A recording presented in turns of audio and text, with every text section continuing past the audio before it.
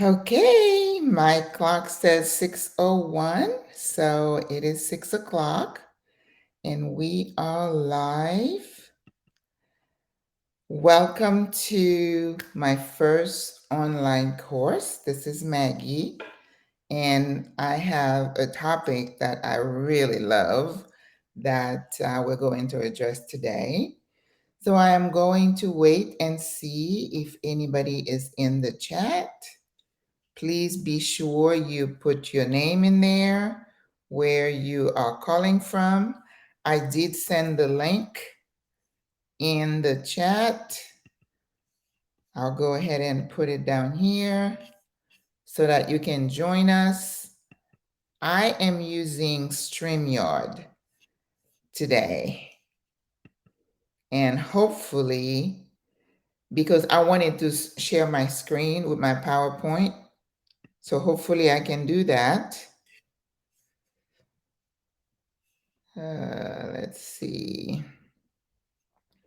It looks like all your channels already read only, so you can't reply. I'm not replying.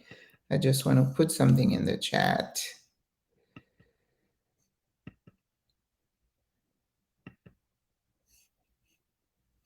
Social. Okay.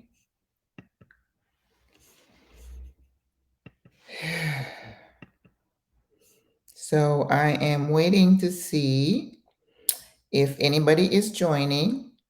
I did put the link on the nurse training and advocacy um, page on Facebook. Or if you just join live, you should be able to join in. Okay, I'm here. I'll be waiting.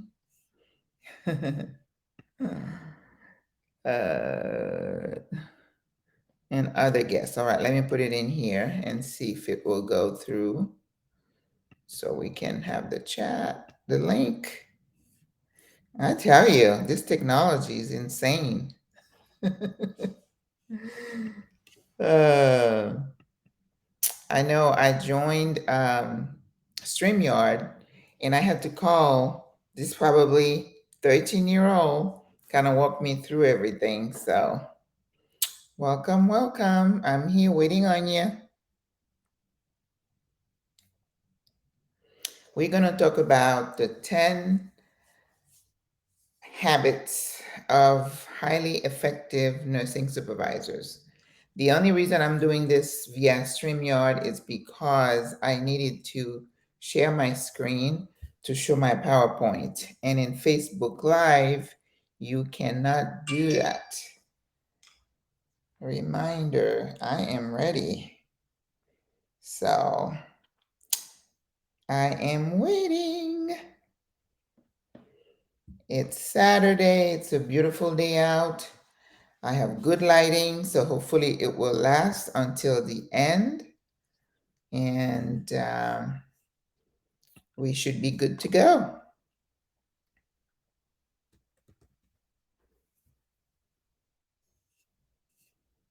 I believe I posted the link in the chat.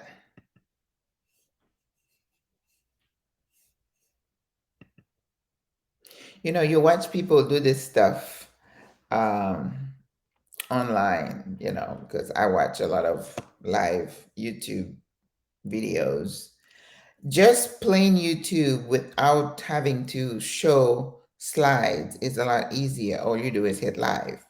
But I do have a presentation, so I wanted an opportunity to be able to show you as I'm talking, even though I'm still mastering how to use this.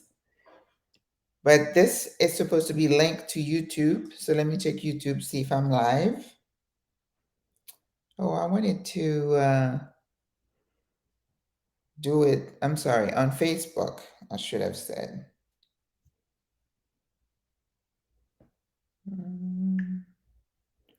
Am I on? I'm not posting. Just want to see.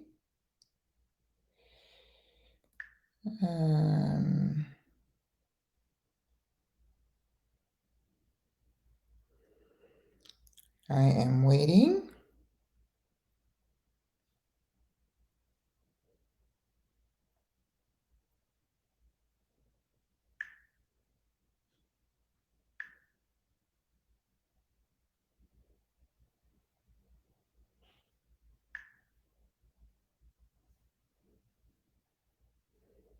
I hope it's on.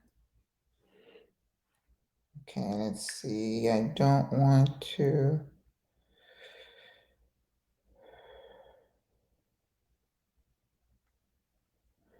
Missing supervision. Yep, I am on. So, yep, I am live. So we should be able to see everybody. You should be able to see me. If you would care to put in the chat, put your name so I know you're here. That would be helpful. Thank you, thank you.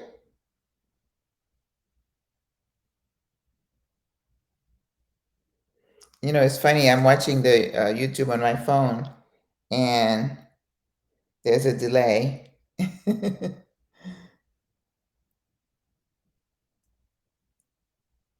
Yeah, no, I don't want to mess that up.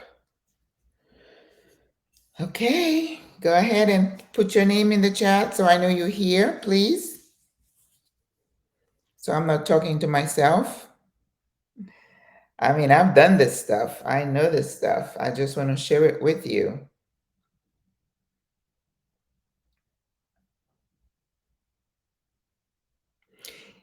You know, whenever you're putting yourself out there like this, you're taking a chance. You know, it's Saturday.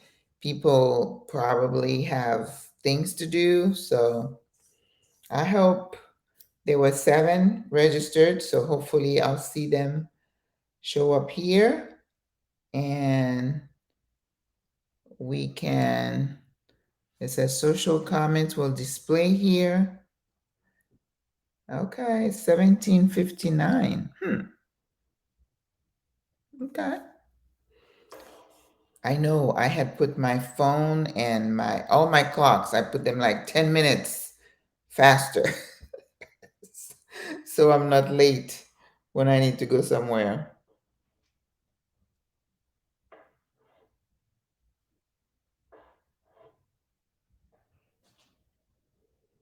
Yep.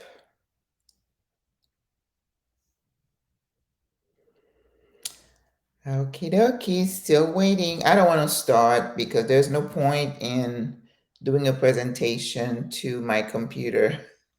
I mean, you know, I sent reminders. I did pretty much all I could to drum up some interest. I just need to know that there are some people in the chat room so that I know you're listening to me. And we will have a replay of the class so that you guys can watch it at your leisure.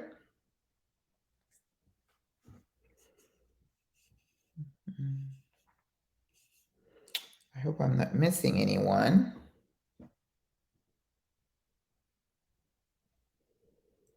Let's see.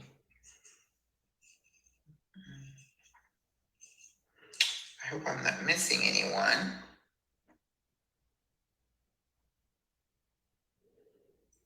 Let's see. We've been on 8 minutes already. And I don't see anyone in the chat.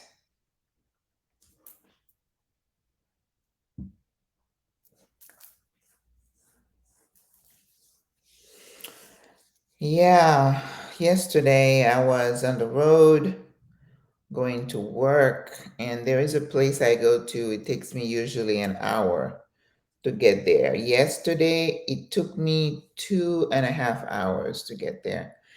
It seems like with this gas situation, the roads are a lot busier.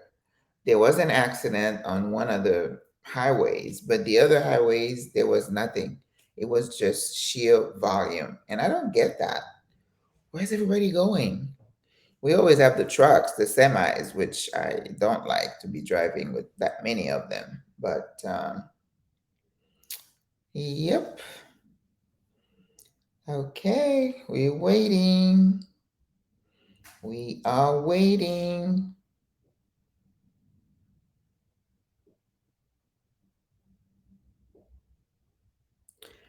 Well, I might just go ahead and uh, do the class. And it's already 10 minutes in. And if somebody wants to watch it later on, they can. I was hoping that if this one went well, we would make it a point to have a chat maybe every Saturday on the same vein of nursing supervision.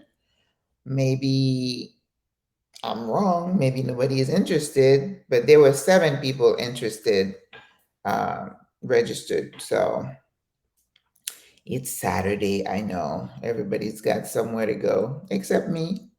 I don't like to go to many places. So I was thinking tomorrow I do all my cleaning. I don't think I need to do any shopping this week, but my house needs a good wiping down and vacuuming and the flooring. I have a puppy, I have a dog. Even though she's supposed to be a low shedding dog, but the other day I was looking underneath, I was getting a dish and her crate is in that general area. And I was like, what is all that hair? Yeah, she sheds. So you have to keep up with that. Okay, so I am going to go ahead and get started. I am not going to wait. I wanted to introduce myself and say thank you so much for joining me. I am Maggie Lazar, and I am a nurse practitioner, and I work in long term care. And I have a passion for um, nursing supervision because I did it. I own the business too, and I think my people skills are on point. And people who have worked with me have said that I was a decent supervisor. So I thought, with all the stress and everything going on, that we could use someone with some type of experience to kind of share some tips to help you all, because I'm on my way out. You all to kind of do the job a little bit easier and keep your sanity. So I am going to share my screen. There it is. The 10 habits of highly effective nursing supervisors. This is a hot topic, I thought. And this is me. Let me go to the next slide. Lulu's going to say, welcome. There's my Lulu. She's so sweet. There she is. She wants you to know that you're welcome to the live and that her mommy is going to share some great information with you. Every time I turn to the next slide, this thing shows up there. My next slide is about talking about me, introducing myself to you, my nursing journey. I've been a nurse for a very long time, and over 30 years. I have seen nursing go through lots of changes. And in life, a lot of things cycle in and out. It's not just fashion. There's nothing new under the sun, my mom used to say, and I think it's true.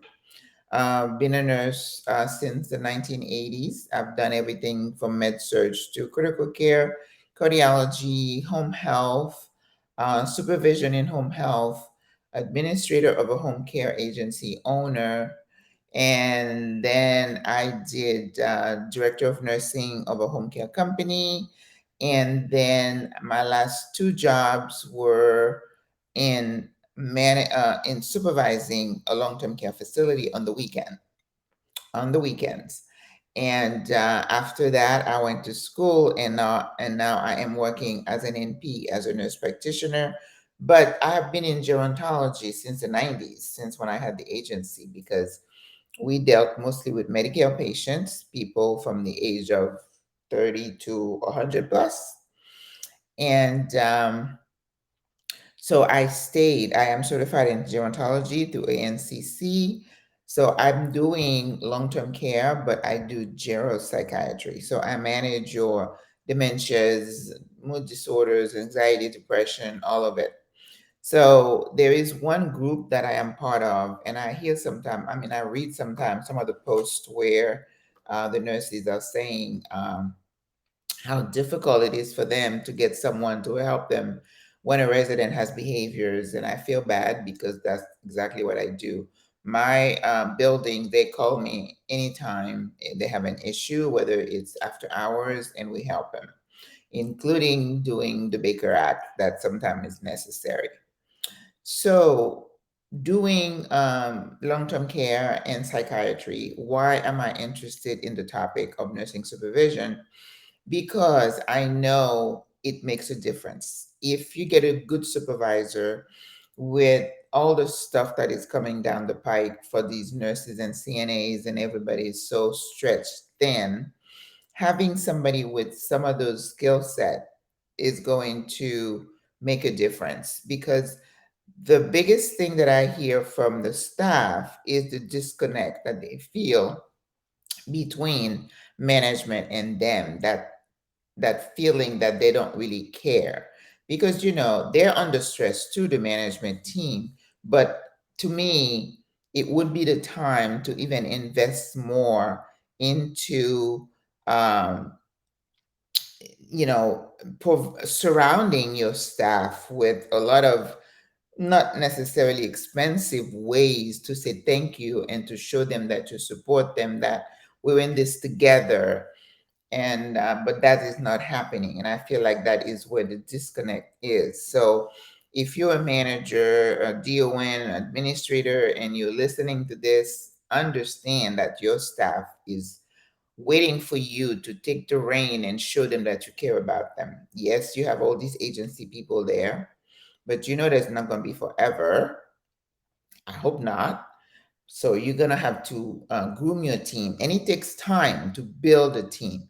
If you have a revolving door, you're never going to have a team. So when you're not there and you have a supervisor, you want to make sure you have somebody who's responsible, who can handle the job. This is why I care. So now for you, it would be, why are you here? Why are you taking this course? Why are you watching this video? Because maybe you're looking for some tips, you're looking to upgrade your skills, you're looking to understand the ins and out of what it takes to be a supervisor. And this is what we're going to go into. Now, there is a lot that can be said about um, how to be a good supervisor. And I don't have the time in 1 hour to do that. So that's why we're going to have a full length course on that. And I mean, I think I call it the 20 habits of highly effective supervisors. But, I even had to trim it down because there is so much. And that's why I was hoping that we would get to a point where we create community and kind of come together and you know, hash out those daily struggles. Because one of the things that people, practitioners, nurses, or even doctors who feel burnout is that they don't have an outlet. They don't have a way to talk it out with someone who understands. And I was watching a movie this week, and it was between a nurse and a physician. And at the end of the movie, the idea was that physicians, doctors, they're people too, and they might need doctors themselves. So that means just because you're a practitioner, you're a medical person, doesn't mean that you don't get to the point where you do need some help. So, uh, excuse me, I wanted to make a show you the difference between supervision and management. A supervisor is someone who is tasked make sure that things are done. Okay, so you're kind of close to the services being provided. You have a team of people who are direct care workers, and you oversee them to make sure everything is done. So you make sure people are bathed, fed, medications are given, they're being taken to their appointments. They get fluids, and they get out of bed, they get their therapy. So this is what you are tasked to make sure the your direct care staff, meaning your nurses and your CNAs, provide that help, that service. Then the management, on the other hand, they're responsible for the entities, meaning the buildings, resources that has been allocated to them by the owners or the corporate office, and materials, labor, to achieve the outcome. Because your administrator is tasked to providing services to make sure the building turns a profit, and to make sure, in addition, they remain compliant with all the regs and the regulations, and everything is being spelled out for them. They get their marching orders, and they say, this is your budget for your staff. And the management, the ED, the administrator, sometimes, not sometimes, probably all the time, they are they're incentivized by quarterly bonuses, meaning that they have some benchmarks for them. If they say you have reduced falls, you have a low infection rate, if the state walks in, you don't get any tags, and our goal is so many admissions for the month. If you can show those and you reach those benchmark percentage wise, then you get this much bonus. And I think a lot of time the DONs also are incentivized. Okay, so that's why sometimes they tend to be like a tag team, but they don't have any flexibility sometimes in terms of the budget, because that is a budget that they were given. So I know hiring all these agencies, is killing their budget and kind of killing their bonuses at the same time. So it's not a good situation for your management team either. But I think one of the biggest reason I put that in there is that you need to know what your job description is as a supervisor. And that's why I say you need to get a copy of that. Get a copy of that, familiarize yourself with it, and know what is expected of you, right? I call that staying in your lane. You're not a DON, so don't pretend to be a DON. Don't take on more work than you need to. Make sure you master what is you're responsible for, and do it to the best of your ability. All right, now that you know what you're supposed to be doing, are you up for the job? Have you ever asked yourself that question? How did you become a supervisor? Is it because somebody said, oh my God, you're a great nurse, you'd make a great supervisor, we have an opening, why don't you go sign up and apply? In today's day, in today's environment, anybody would get hired because they're so desperate. That's why I think not too long ago, this nurse was like, I'm a brand new grad. I got a supervisor position. And she's saying all the stuff she's struggling with. And I know my comment maybe wasn't kind, but I'm like, why would you even put yourself in that situation? The facility, they're looking at numbers a lot of times, not all of them. But because they're in crisis mode, they'll take anything who says they have initials after their names. Okay. You, on the other hand, you're the one who's supposed to do your homework, research the facility, find out what the staffing is, so you know what you're getting yourself into. That's one thing. But are you prepared? Are you skilled? Do you have what it takes to do the job? Okay. I think I skipped over. Let me go back to that. Do you have what it takes? What it takes? Have you thought this through? Why are you taking this job? Is it because they offer you more money?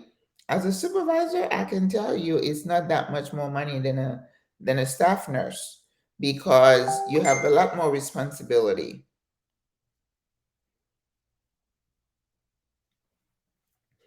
Oh, somebody said they could not get on. Um, I sent the link I sent the link to the stream. Um,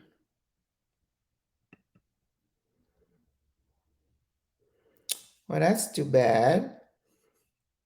Here is a Facebook Live. Oh, that's terrible. They say they cannot get through. Oh boy. Um,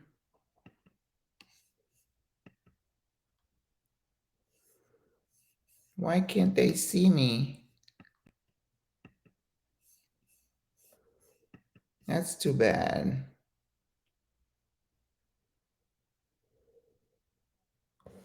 30 minutes.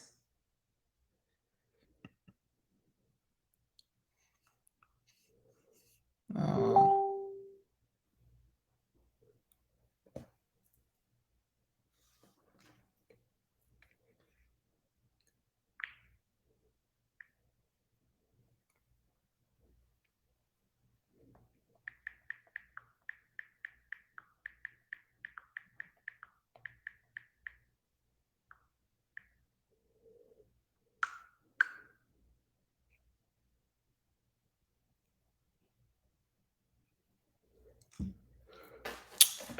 Oh, that's too bad. They're saying they can't see, and I am sharing it.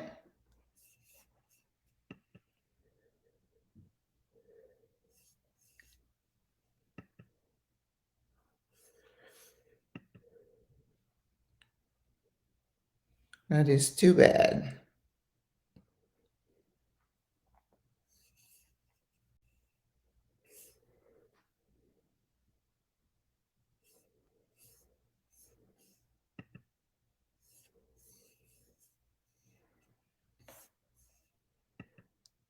Hmm.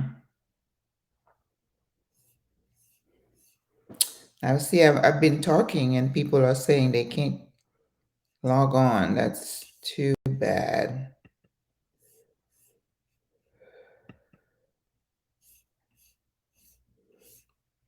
Hmm.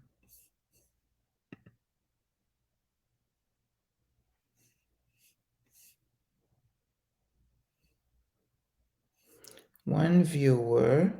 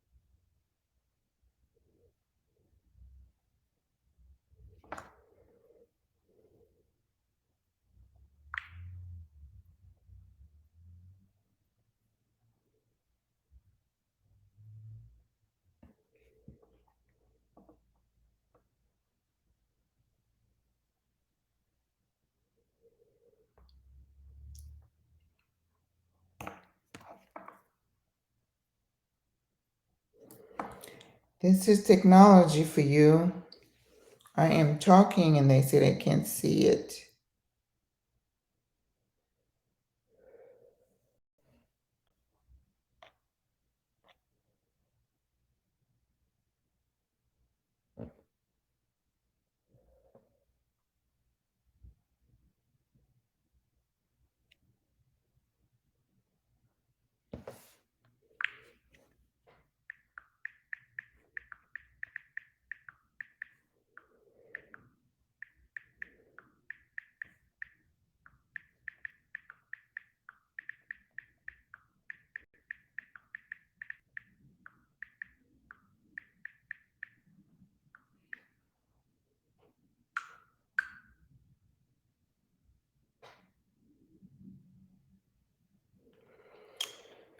Okay, well, I did what I can. I sent the link and it is supposed to work. Okay. So we started saying if you could just put your name in the chat so I know you're listening. And if you need me to restart, I can.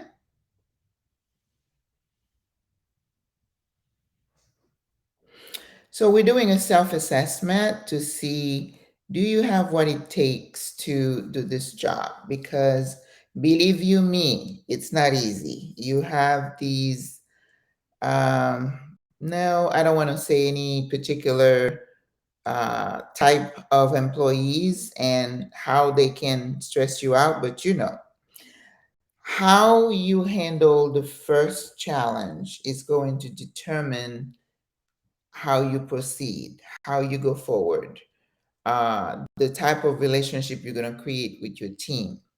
Because you have to be strong without being overbearing, without being rude, or without asserting, saying, well, I'm the boss, I'm the supervisor. Oh, that doesn't go over very well either. So, knowing how to deal with the difficult situation is going to be key because the others are watching to see how you handle it. And that's going to determine the level of respect that you're going to have. They're going to show you. Okay. Um, and once you've done the assessment, and this is what I'm going to give you at the end of this class, if you email me, I will send you the self assessment. It's just a 10-item questionnaire, kind of makes you think about the soft skills that you need to do a good job as a supervisor. Okay? So, this slide says it takes 3 weeks to develop a new habit. 3 weeks to, let's say you wanted to change, like myself, I'm a night owl. I go to bed every night really late, even though I try. But if I wanted to say, okay, I'm going to try to go to bed earlier, so what I would do, it would be that I would start going to bed and I make sure I do the same thing every night to kind of retrain my brain and my body to adjust. And it's the same thing for these skills that I'm talking about. If you intentionally practice them regularly, every single day, every time, it tends to become second nature. And this is something that has been studied. It shows that after 3 weeks, it becomes a lot easier for you to say, okay, I'm doing this. I'm going to try this and develop this new habit. Habit number 1, develop a love of people.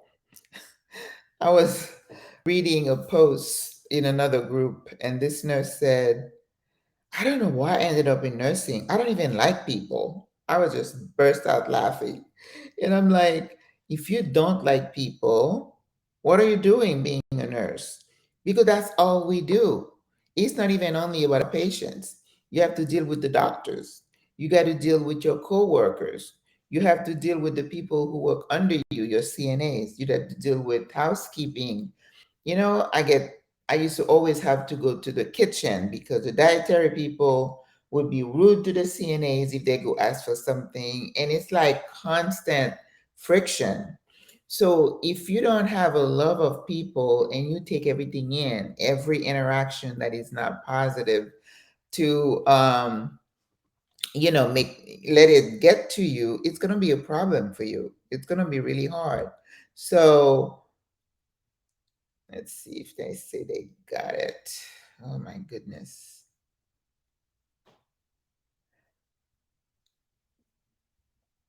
You also, okay. So if you have a genuine love of people, it does make it easier. So that's part of your self assessment. Do you love people? If you don't love people, don't go into nursing. It's okay to go into something else. Not everybody is suited for this job.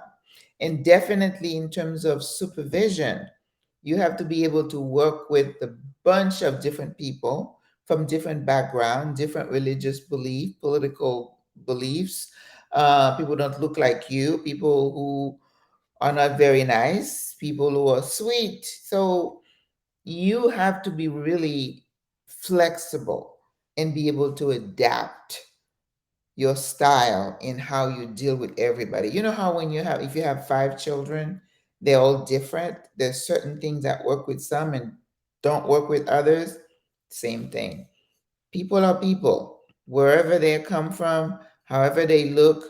So you don't have to like somebody to work with them, right? And in supervision, you don't have to like, they don't have to like you. I always tell people many times when I'm doing some kind of counseling, I say, listen, this is not personal. This got nothing to do you or me. As a supervisor, again, per our definition, this is the job that needs to be done. So I expect you to do your job. You don't need to like me. I don't need to like you. You do your job and we're good. So you have to get that, you got to separate that and you got to nip it in the bud. They need to know where you stand. I remember there was a nurse, she almost got into a fist fight with the CNA. And I called them separately and I counsel them after they come down. Of course, this is, you never try to correct anyone in the heat of the moment, right? So I called them separately, and then of course she was arguing up and down, up and down. No, no, no, no, no. I mean, she dug her heel, and she was right. The CNA was wrong, and I was like, of course, you got to try to find both sides. And there were patient families looking on. It was a mess. But the next day or the day after, she came to me, and I think in a conversation, she said, I was upset, but you fair, you fair, because I don't play favorites, right? I don't have this person that I'm cushy with, and I go to lunch with, and we chummies, we buddies. You as a supervisor and you have a group of people, you can't have these little cliques, because then what you do is almost like you're alienating the other group, and they're going to let you know. So try not to do that. Okay, be fair. Learn to connect with your people. And how do you connect? You get to know them. And it's not just by talking to them, you listen. You watch how they interact with their peers when they're having conversation. Not like you eavesdropping, but that's a way to learn, right? If they are they church people, do they like to cook? Are they into jogging, golfing? Do they like to travel? Do they sew? Just try to connect, because when you're in conversation with that person, it doesn't have to be all work related. You have to find a way to connect with them on an intimate level, social level. Okay, this is something that you have to be intentional about doing as a supervisor. You have to get to know people, and to know people, you got to talk to them, you got to spend time with them, and you got to interact with them. When they're sitting out there eating lunch, you go sit with them. I remember I was at a nursing home. I went and the CNAs were eating, and I sat there, and one looked at me. She's like, "You're gonna sit with us?" And I'm like, "Is it okay to sit here?"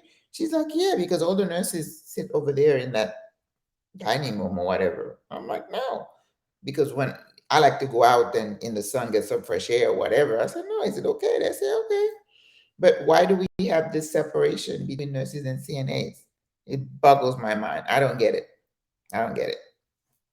So show interest, listen attentively, show kindness. Oh my God. It doesn't cost you anything to be kind to someone.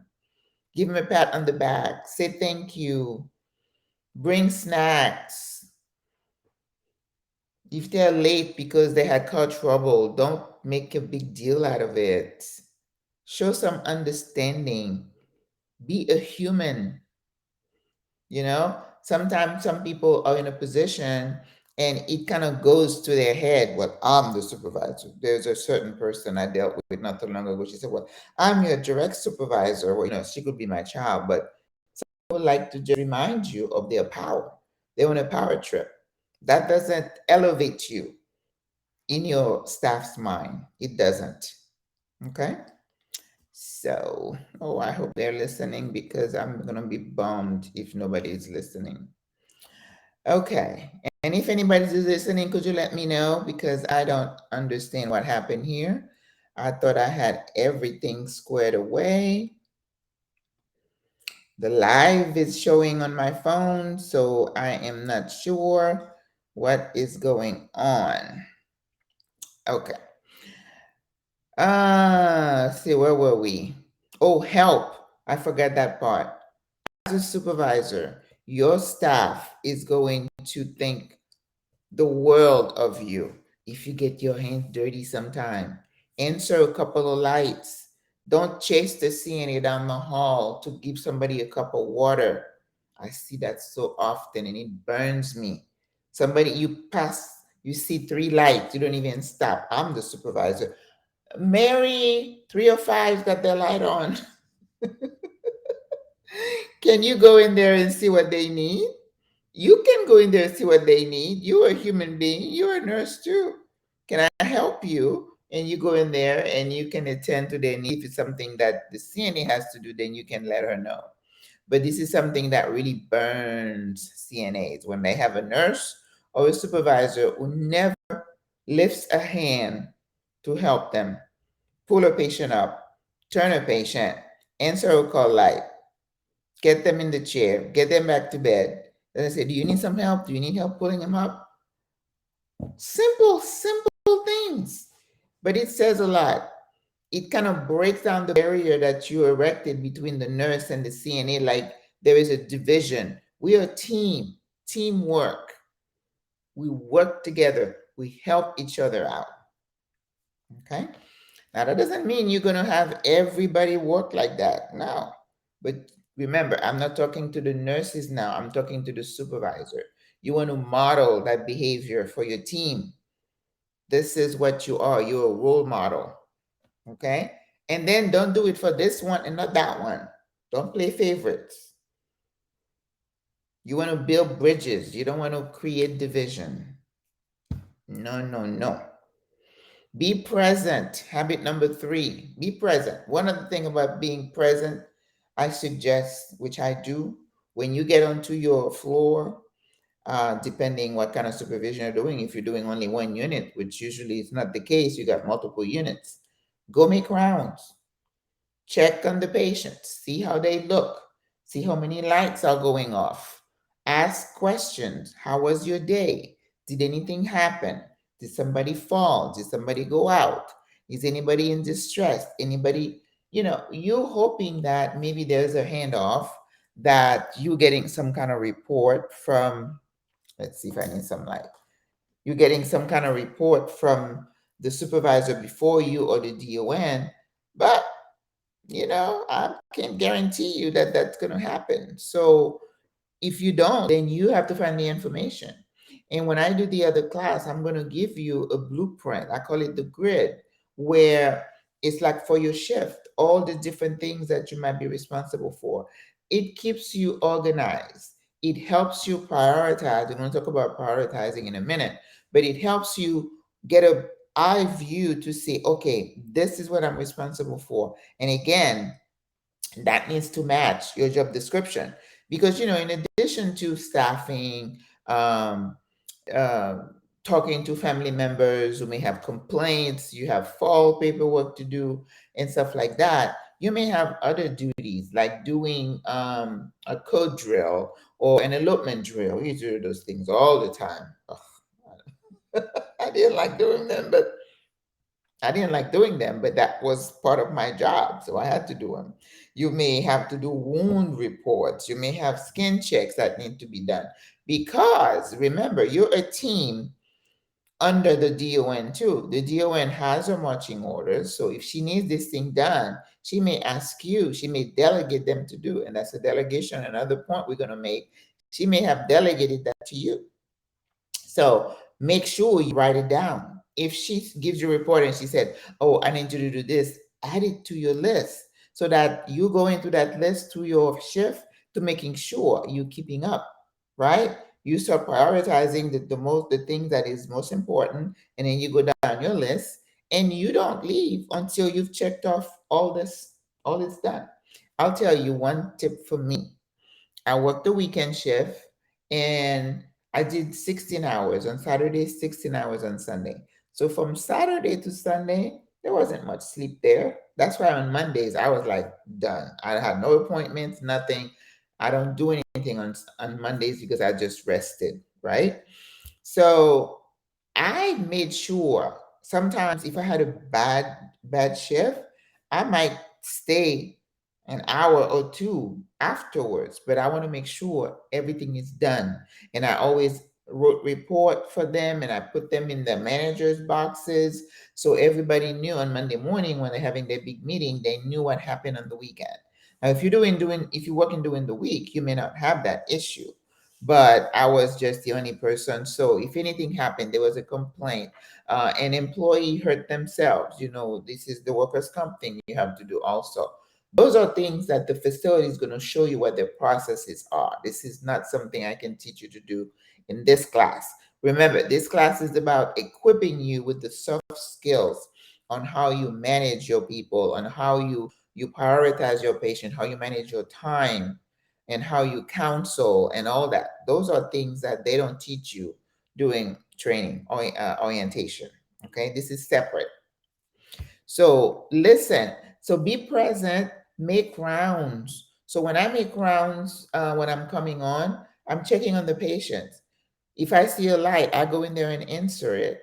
I see if somebody's still in their nightgown. Let's say it's at 3 o'clock. I come in. Why isn't she dressed? Because family members don't want to see their family members in those exotic looking gowns. They want them to be dressed because we don't want those facilities to be hospital. They're places that people go there to recover. Okay, so ask question, go around, touch your staff. If you see, even if they're not the 3 to 11, for example, staff, the staff before you interacting with them too, right? So if you're a supervisor, let's say you're a supervisor, 7 to 3, usually they have the managers there.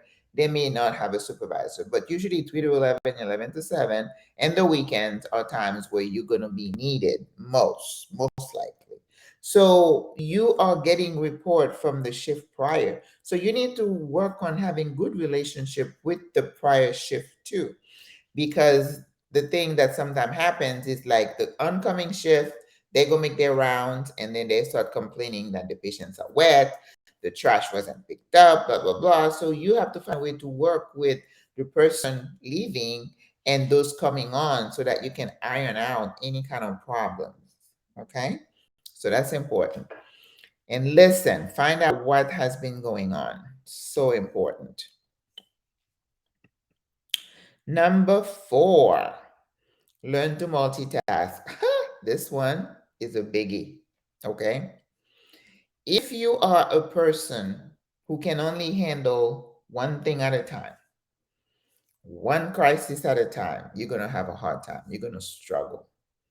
Now, if you're a working mom, you're pretty good at multitasking because you got the kids, you got work, you got the hubby, you got doctor's appointments, you got the gym, you got all this stuff that you manage to do.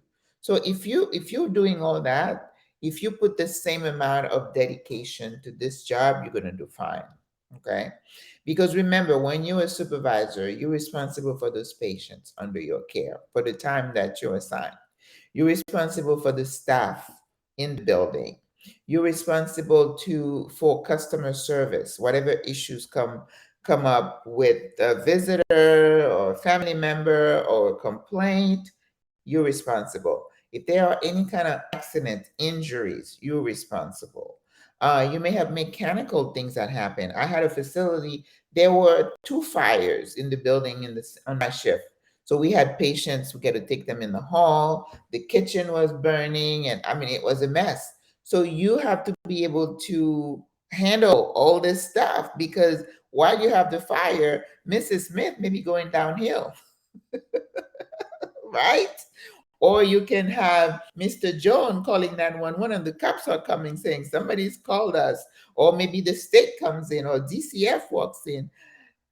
It can get hectic.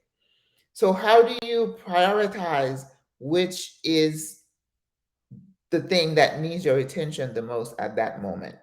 So you have to be able to process that in your mind. And I think the biggest thing about that is to keep your calm, because your staff are like your kids. Kids kind of look at you, or babies, and you can transfer whatever you're feeling to them, your anxieties, your joy, your disappointment, right? So it's the same thing. Your staff gonna say, "Oh, let me see, Miss Maggie, what are we gonna do?" Okay? You have to keep your calm. I am a naturally calm person, so I'm lucky in that sense. But you, somebody who's a little bit hyper, it's gonna be hard for you, because you have to be able to say, all right, everybody, calm down. Okay, let's see. Can you tell me what happened?" And then you just kind of debrief, and you say, "Okay, all right, this is what we're going to do. You do this, you do that." You're the captain of the ship at that moment. That's why, if you're a brand new nurse, I find it almost impossible that you would know what to do. You need to know the work environment. You need to know, um, how do you contact and who do you contact. I was talking to a nurse the other day, that was one in one of my facilities. That was one of her um, uh, thing that she was struggling with. She's like, no one told me who to call for this. They didn't give me a list of the doctor's phone numbers and blah, blah, blah. Something simple. And I know, for me as a supervisor, I had to find a lot of things on my own. I know we have expectations that, it's like policies and procedures. We don't have books anymore. You have to go into the share whatever in your computer to find if you want to read something. There are no books to tell you what to do. Okay, you ask, and then you make notes. You start filling your book with the stuff that you need. That's what we've all done. Okay, so if you start whining about, "They didn't tell me this, they didn't tell me that," you're going to have a lot they didn't tell you. A lot of the stuff you learn on your own. You learn by observing, you learn by asking. I told you, well, no, I didn't tell you, but I got a job, and then the DON called me and said, "Are you coming in 2 days?" And I'm like, is there an orientation? Is somebody going to orient me to your floor, your building, how you do things? Sometimes they just are not thinking that way. They will set you up to fail. So you have to look out for yourself and ask for the things that you think you need. Learn to multitask. It may take you a little bit, but I know you can do it. Okay? Um, Number 5, prioritize, prioritize, prioritize. Sometimes you walk onto the unit and it's mayhem. So, okay, you're like, "Okay, what is happening?" Find someone to tell you what's going on. They'll say, "Oh, we had a code, and then we had an elopement," or whatever it is. And then you just calmly say, "Okay, what can I do? What can I do to help?" And that's your transition into. So when you come on, what is the priority? If somebody is crashing with a low oxygen, or they have a fever, or they had a seizure, or whatever, I would think that is a priority over, even if the state had walked in. That's your priority. The state can wait a few minutes until you stabilize this patient, call the doctor, call the family, or send them out. That's your priority. Okay. And then after that, make sure your staffing is on point. We're going to talk about delegation in a minute. Unstables, I would say that's first before staffing.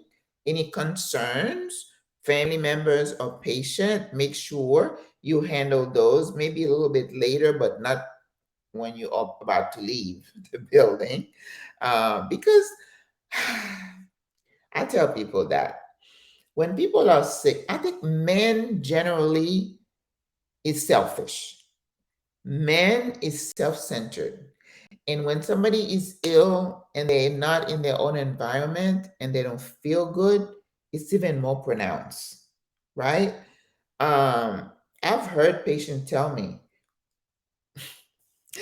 as a supervisor, I think the worst thing you can do when Mrs. Jones has a light on and she's been waiting for 15, 20 minutes, she'll tell you it's been an hour. And then you go and you say, well, there are only two of us on the floor. Don't do it. They do not care. In fact, they don't want to hear it. And the first thing they're going to tell you is, well, I'm paying my money. My insurance company is paying for your salary. Now, how many times you've heard that? They feel like they own you. And then to tell them that, and the other one that you should tell me is like, well, you're not the only one here. I have 20 other patients. They don't care either. They don't care if you're drowning.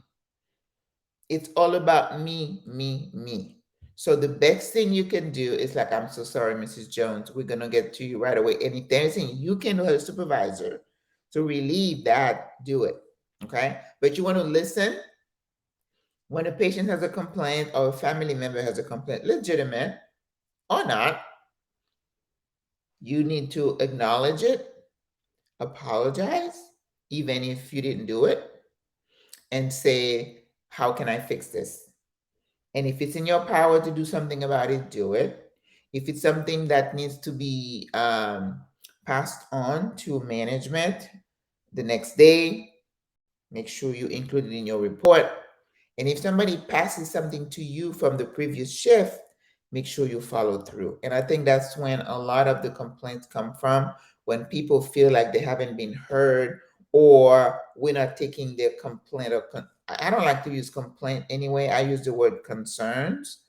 We're not taking that seriously. And even though I hear sometimes the staff talk about patients, in ways that are not very flattering, hopefully no one is listening, and we really shouldn't be doing that. So you can gently talk to your staff about that and say, well, it's not very kind. She's sick. Excuse me. And we are here to provide a service. Okay. So I think it's very important to do that, to model that level of behavior for your staff. I mean, this job is really hard, you guys. And that's why a lot of us are burnt out. Now, if you read my ebook, and I don't even want to say I'm going to put the link in there, which I will, because people are having trouble signing on, and I'm so sorry. I hope some of you are listening. Um, it's uh, it's really tough. It's a really tough job. So if there's anything you can do, and that's what I'm trying to do to make it a little bit easier for you. But it's like after you finish that 8-hour shift, it's like you feel like the life has been sucked out of you, right? Because you're dealing with the patients, you're dealing with the staff, you're dealing with the doctors. Okay. Going back to that phone call of a complaint, let's say for a family member. Another thing I want to caution everybody, any nurse, if you feel comfortable. If you have a family member or a patient who is totally disrespectful and rude, I call them out on it. I don't do it right away. Sometimes I'll say, "Sir, I need you to come down. Maybe once you come down, we can talk again. But right now, you're not in the right frame of mind to hear anything I have to say." Sometimes they hang up the phone on you. Don't take it personally. Brush it off. You live. You're the better person. You're the bigger person. And I think there is an abundance of patients and families. And I've noticed that over the last few years, yeah, but it's everything. Well, the whole political system and atmosphere where people just unfiltered and feel entitled, emboldened to say anything they want to your face. They don't even say it, you know, on the phone. They'll say to your face, they call you all kinds of name. And I think that kind of behavior needs to be called out, because the more we accept it, the more they're going to do. And that's where I hold management accountable for some of it, not all of it. But I hear that a lot, that we promise these people the world, knowing the kind of situation that you have now with staffing, right? So now when somebody expect to be treated like they're at the Ritz-Carlton, and then they come to your facility and you have nobody who can even change them, that's a problem. And then you are left to hold the bag, because they come, if you work 3 to 11, That's when they visit. So that's when you get it, in addition to all the admissions. I know, I know. So I have had to tell patients, I'm sorry, sir. Like I said, I need you to step back. Sometimes they're in your space, and I step back and I'm like, I'm sorry, you're in my space. Please step back and go calm down, and then we can have a conversation. And it works for me. It works for me. And you don't ever want to handle a situation in the heat of the moment.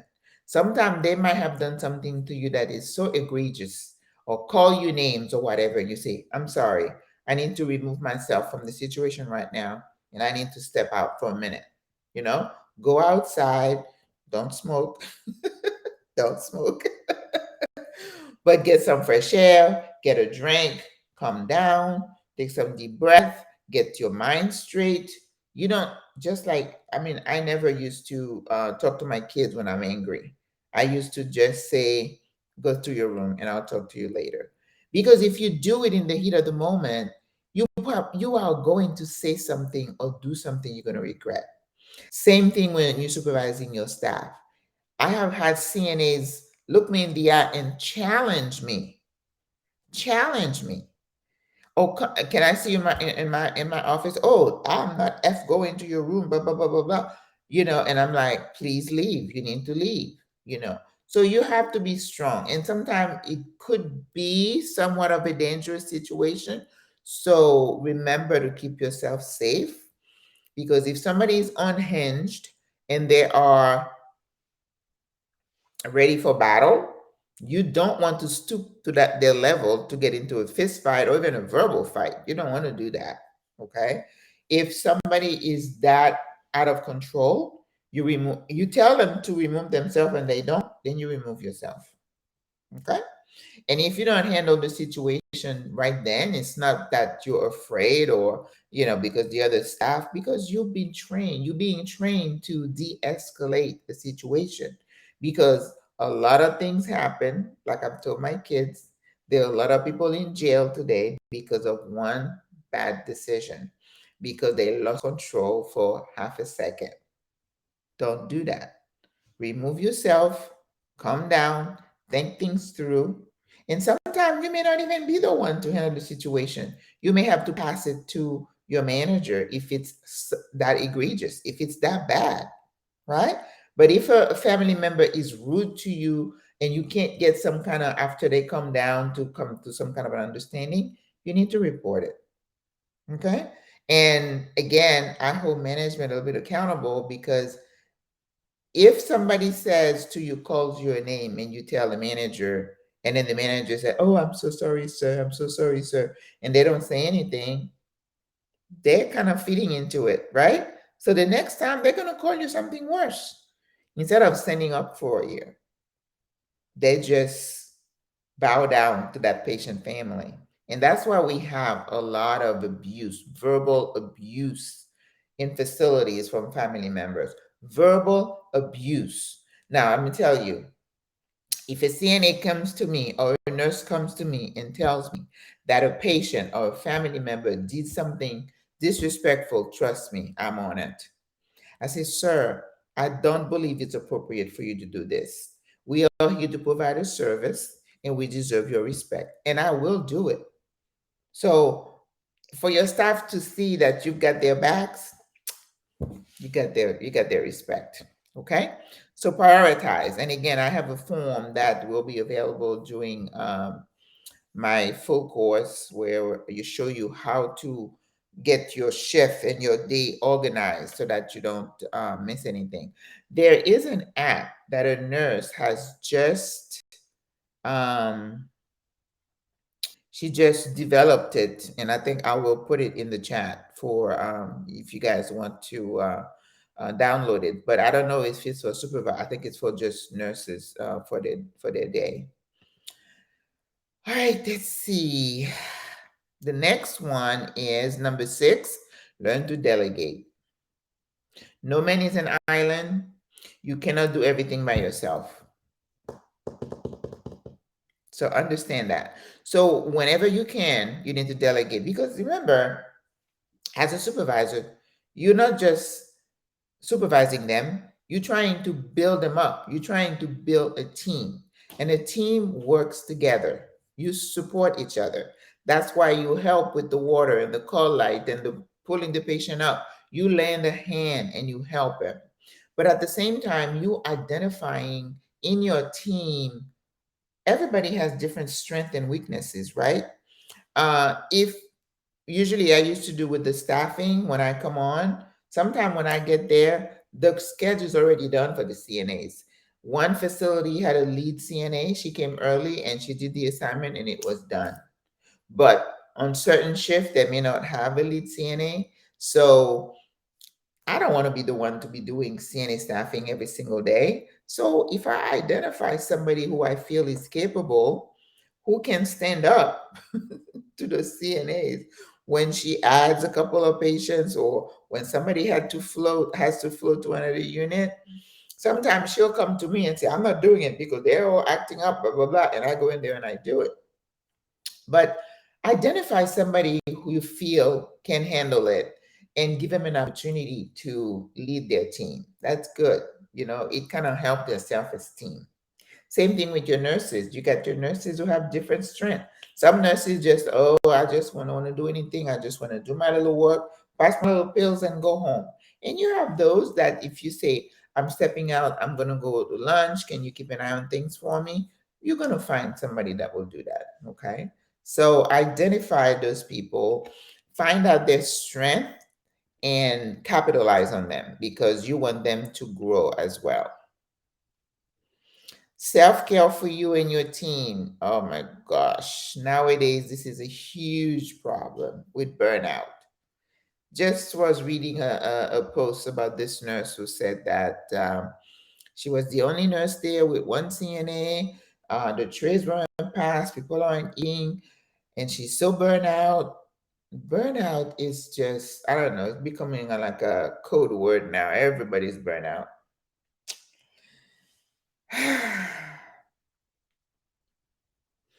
I personally believe that if you're doing a job that you love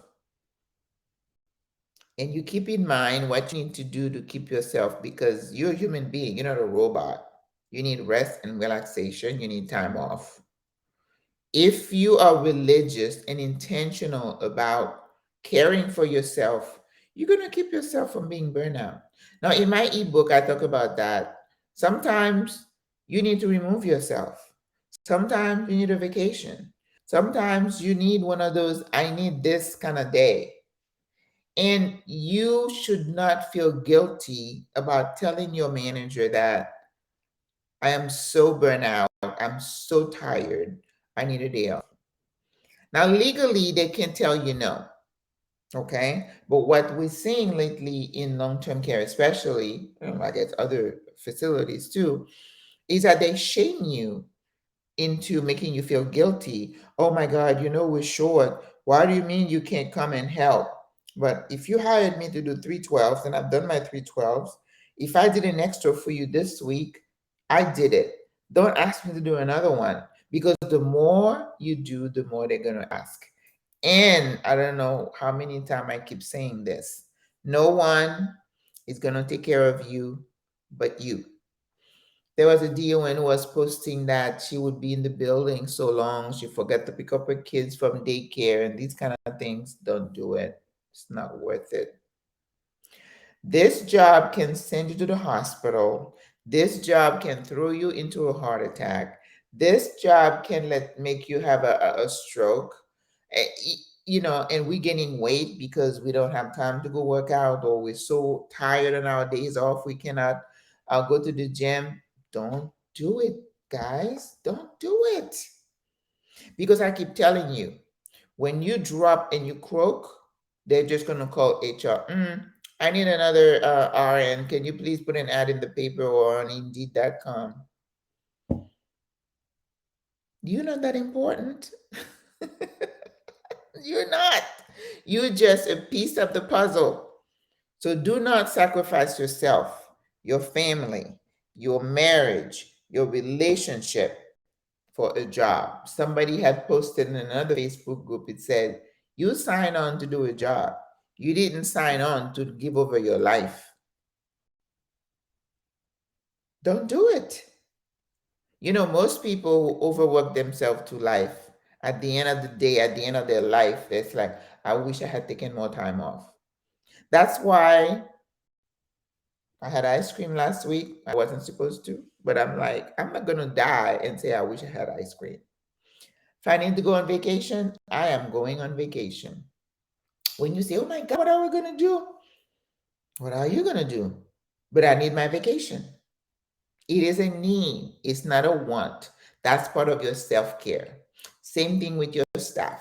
When they need time off, they need time off. And I know our CNAs don't play with that. I think nurses, we struggle with that the most. Other people just go. But we, what is it? What is this? I don't understand it. I do not get it. Why are we so hard on ourselves? And I know women typically we take care of everybody else but ourselves. I remember when I was younger and I had the kids, I used to have what I call veggie days. I'd get up, get dressed, drive the kid to school, and then drive right back to my house, get in my PJs so I can have a day off without the kids. Yeah. And one day I got caught, but so take care of yourself, guys. Don't let this job kill you because they will kill you. And this week we had this case of this nurse who gave the wrong medication and she got convicted and she's going to go to jail. But no one is talking about what condition that nurse was in when she made the mistake.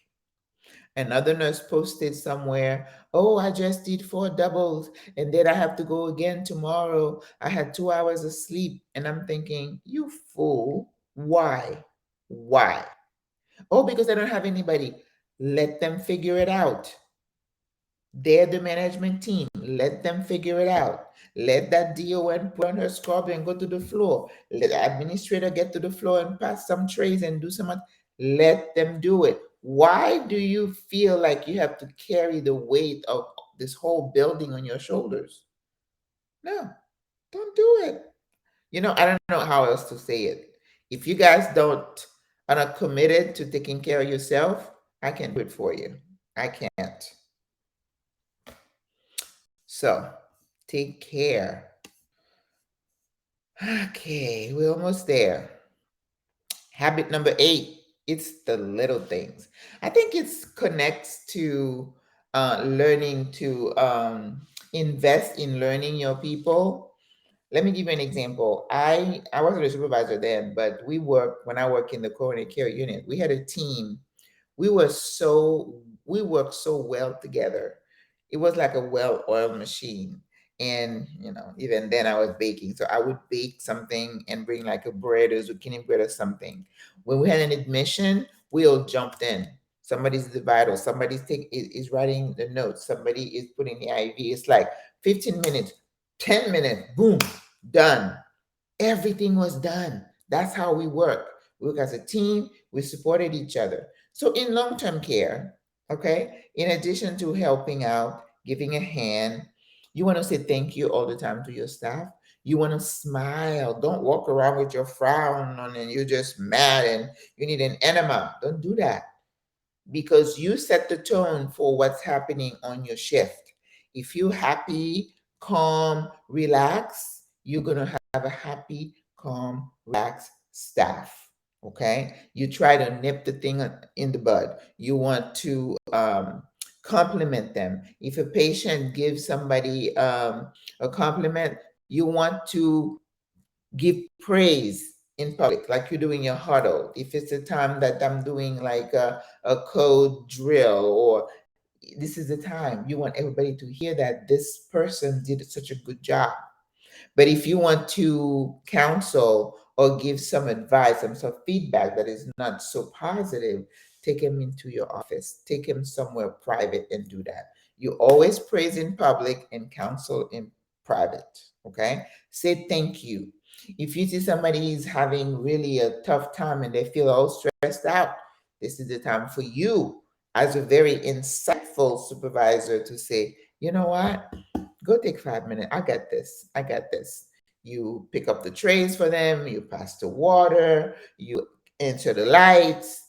until they come back. And let me tell you, this goes a long, long way to let your staff know that you care and that you don't see them as a number. Okay? The little thing, coffee. If you're coming in and you know somebody likes a particular coffee and you're a Dunkin' Donut, get them a cup of coffee. If you know they like certain donut, give them one or two once in a while. One day I had a nurse. Well, I do that all the time. I cook for them. I would bring things because I'm a cook. But this nurse was running around. They were short. So I said, I went to Publix and I was getting something to eat. And I called her and I'm like, would you like me to bring you a sub? She was like, oh, yeah. So I got her a sub. It didn't cost me but $5-6. It was nothing. But she appreciated it. And I'm telling you, she will not forget it. So it's the little things. And then when you do the little things, don't expect anything in return. Don't expect them to do the same for you. That is a tip. Okay. And that goes against also in life. When you do good, don't expect anything in return. If you don't expect anything, then you won't be disappointed if you don't do it. Got it? Okay. All right. Let's go to the next one. Habit number 9, be flexible. Be firm. Don't be a pushover. I cannot stress this enough. As a supervisor, you have to have a strong backbone. This is not a job for wimps. This is not a job for wuss, because these staff members are going to push you. I had a nurse one day, I didn't do the schedule, but the scheduler put her on a different unit. She picked up her bag and she said, well, if I can't work over here, I'm going home. I'm like, okay, see ya. And they were like, Miss Maggie, you didn't try to get her to stay. And I'm like, why? She made her decision. I'm not going to beg her to work. No. I had a CNA one time. I went to a floor. We were short. And I knew whenever you're going to ask someone to move, to float, you do it. Because if you ask somebody else to do it, they're going to yell at them and start cussing and all this craziness. And they're going to go straight to the top. So I go over there and I said, okay, ladies, I need one of you to go to this unit. And this one, she was one of those, she declared herself you know, she was the team representative. She said to me, well, no one's going to go over there. I'm like, excuse me? She said, nobody is going to move. It's going to float. I said, well, I need one of you to go. And of course, I try to keep it flexible. I started to do the book where we know she went last week, so this one's going this week. But it was kind of haphazard. No, not everybody else was keeping up with that. But they do. They know who went when. I said, okay, but if you can't decide amongst yourself who's going to go, then I'm going to pick one of you to go. She said, nobody is going to move. I said, okay. I said, then I need you when I pick somebody to go. And she said, oh, we're not going. I said, okay. I said, then I need you to go clock out and I will do your job. It was 11 to 7. She said, huh? I said, yeah. I said, I asked you to do something and I asked you nicely, because it's not because I want to. I'm not trying to be mean to you, but patients have to be taken care of. Again, this is the thing. Nothing personal. This is the job. You have a job to do. I have a job to do. If we both do our jobs, everything's cool. And then I went back to, I had like a little spot. They always know where to find me. I had my little spot and I went and sat there. So I was like, I'm giving her 10 minutes to get over here. If she doesn't go, then she's gonna leave. So next thing I know, she's coming over with her mouth this long. I'm like, I didn't say anything. I just kept on going. Keep it moving. You have to be strong. You have to take a stand. They need to know that you're not playing. And you want to be as fair as possible, because they will push you. They will push your buttons. And instead, oh my God, and there was one LPN. She was, oh my goodness. She was something else. That girl was so rude and negative and attitude and of course, because now with the shortage, the facilities are just bending over backwards, in front of these very not very nice people. And they know that I was like, well, she needs me, therefore I can do whatever I want. But whenever she was rude, I would say that was uncalled for. You don't need to talk like that. You don't need to answer me like that. But those are people that are going to be like a thorn in your flesh, that you're not going to fix them. And of course, yes, you do need them. So you limit your interactions with them as much as possible, but you don't avoid them. You try to keep the peace, because remember, you're not going to win every single one of them. Everybody is different, and there is always one or more than one thorns in the flesh in terms of your staff. There was this CNA. You can't, when you're looking for her, it's like her breaks turned into hour and a half, 2 hour breaks. You don't see her, and the rest of the staff are answering her light. So I used to go look for her. It's like, it's time for you to go back on the floor. And I shouldn't be doing that, because I'm not trying to micromanage you. So I was like, okay, if you guys keep doing that, then I'm going to make you sign in and out when you go and when you come back. Two can play at the game. You got to call them out on it, and you can't let things fester. You have to address it, okay? Because you want to try the best you can to make sure the things are done, that they're doing their job, but it can be a challenge. Yeah, this job will challenge you. I'm not going to lie. And those of you who are doing it, you know what I mean. Habit number 10, the last one. The buck stops here with you. This has to do with responsibility, okay? You can't go to your boss and say, well, that's what she did. She started doing this. And they were like, but you're the supervisor. What did you do? That's why we have you there. So take responsibility for what happens on your shift. So that's why you don't do that first round and then you never round again after that. No, you need to go round and round, because that's when you see them, you see the lights going off, you see who's sitting on their phones all the time. You make sure you have your eyes on them, because they need to know. You take your break and then you go on the floor. You could be at the computer, but every so often, get up and go and round on your patient. And this is what the patients complain about, that like at night shift, they come, take the temperature, set them up for the night, and then that was it. They don't see them again until 6 a.m. Well, you can't do that in long-term care. People need to be changed. People need to be turned. So same here. The buck stops with you. You cannot pass the buck to somebody else. Okay? So take responsibility for what happens and be open. The other thing I wanted to say is, like, when I do my report and I wait until after my shift, sometimes, to do those wound reports and make sure everything is tidy, because when I go home, I turn my phone off.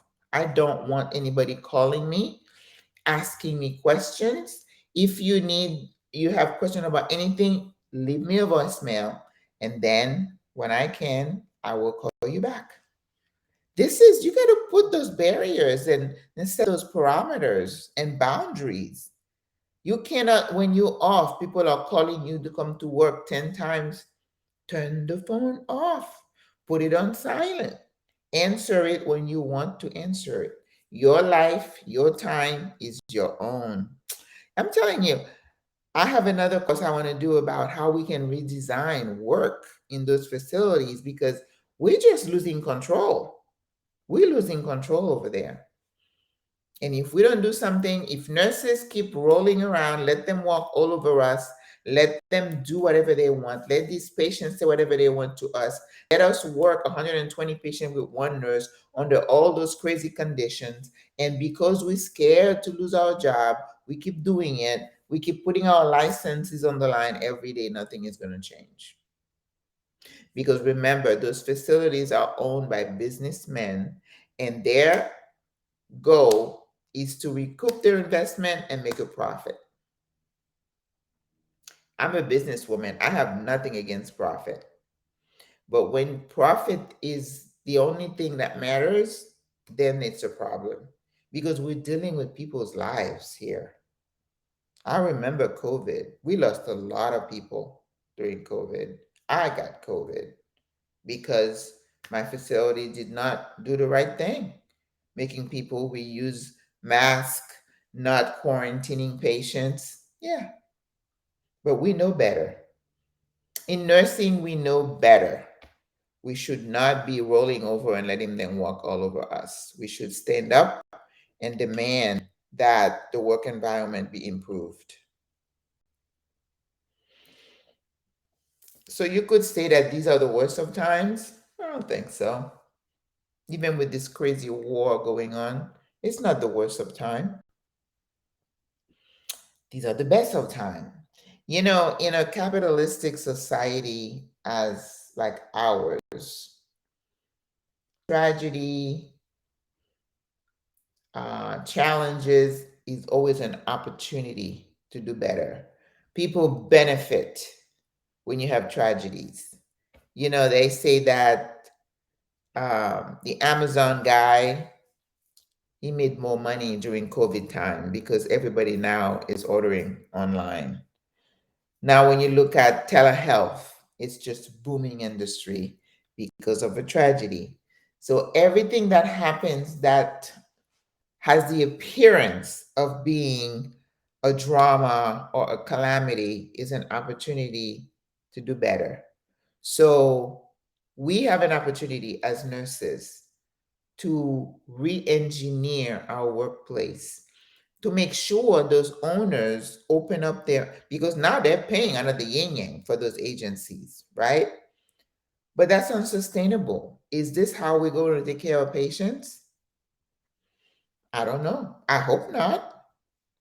But at some point, I think they need to sit down and say, how can we do better?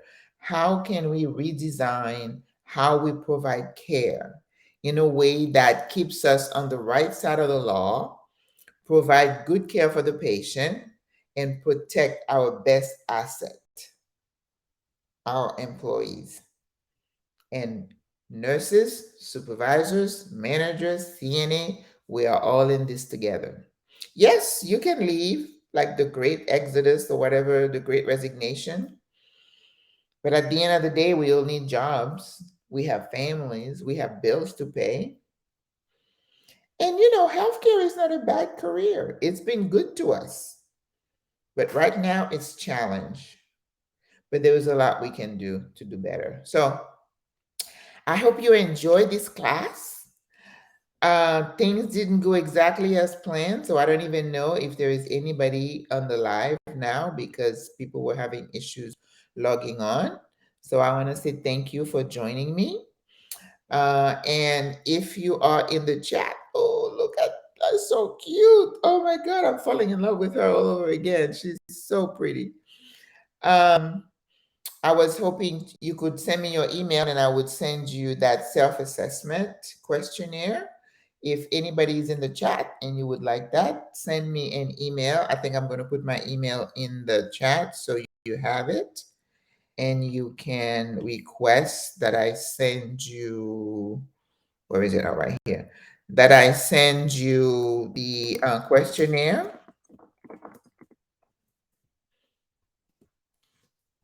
Oh, that's terrible. If nobody is in the chat, okay. Let me hide this. There we go. Okay. I put my email in there. So if you, um, let me put it here in, oh, nobody is saying anything here. So I don't know if anybody is here, but I'm putting my email so that if you want the questionnaire, I will email it to you. .com.